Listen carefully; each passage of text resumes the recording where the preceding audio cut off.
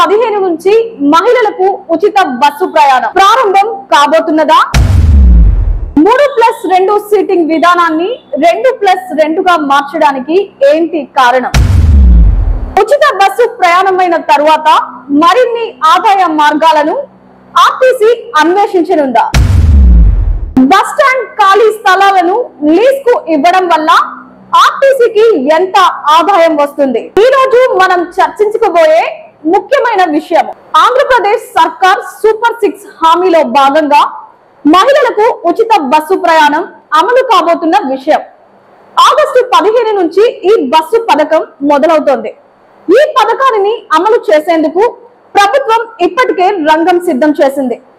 ఈ పథకం ద్వారా రాష్ట్ర వ్యాప్తంగా మహిళలకు 5 రకాల ఆర్టీసీ బస్సులలో ఉచిత ప్రయాణం కల్పించనున్నారు. Palle Velugu, ultra Palle Velugu, city ordinary, metro express మహిళలు ఈ బస్సుల్లో 0 ఫేర్ టికెట్ తో ప్రయాణించవచ్చు. పథకం అమల్లో ఎలాంటి ఇబ్బందులు తలెత్తకుండా ఆర్టీసీ అధికారులు ముందుగానే ప్లాన్ చేస్తున్నారు.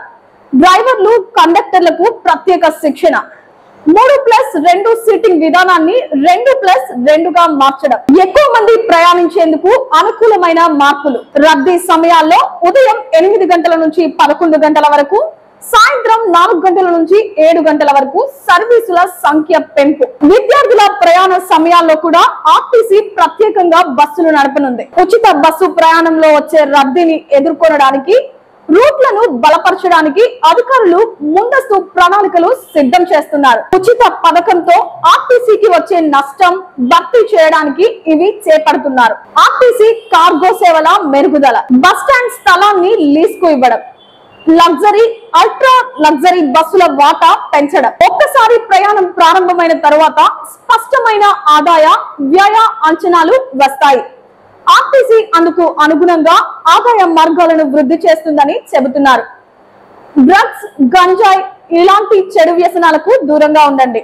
ఎవరైనా డ్రగ్స్ దందా చేస్తే 1800-599-6969 టోల్ ఫ్రీ నెంబర్ కి కాల్ చేయండి.